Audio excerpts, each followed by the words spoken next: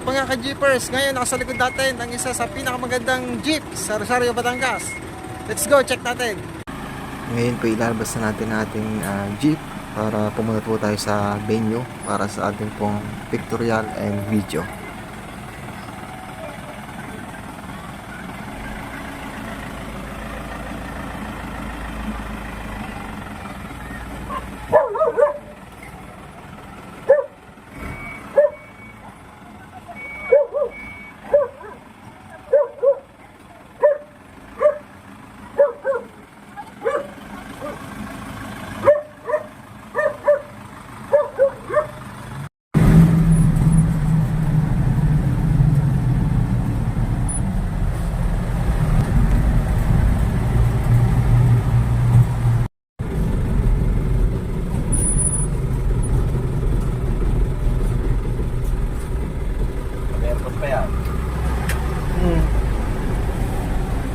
Ito po yung aircon. Ito yung sound system.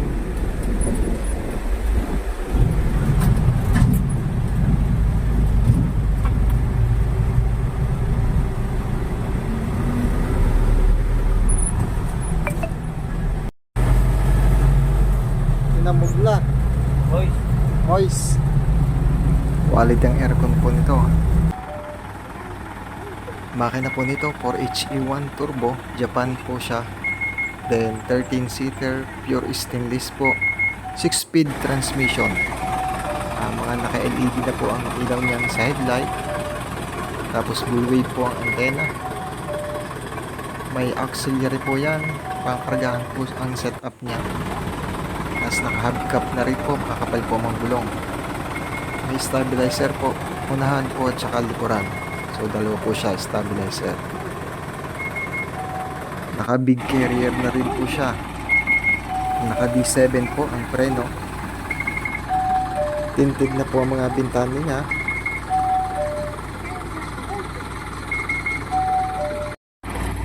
Sa mga nagtatanong po ng year model nito, ito po ay 2019 model. Then 2021 naman po natapos yung assemble po niya. And first owner po.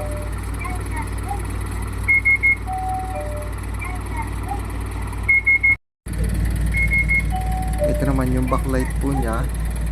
Dalawa po siyang piraso para pag at least umaatras po kayo, mas maliwanag po yung makikita nyo sa likod.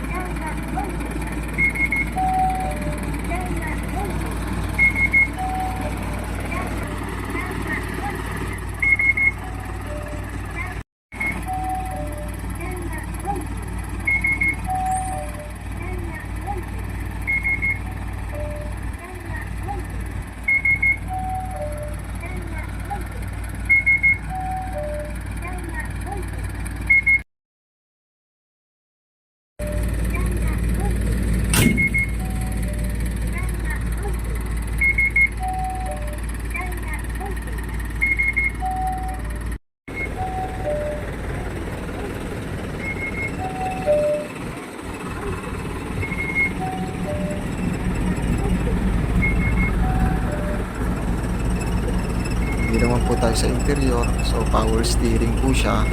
Tapos meron po sa unahan na aircon.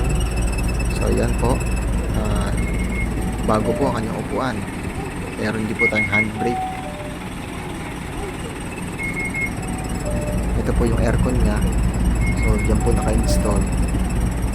Tapos dito po sa may bandang ito yung po kanyang sound system setup. So meron po yung amplifier sa may gilid. So tatlong speaker po yan.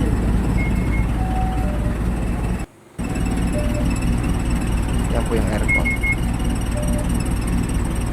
Cold aircon po yan.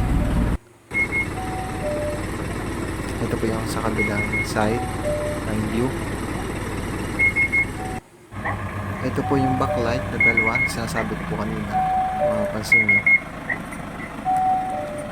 At meron din po siyang back horn.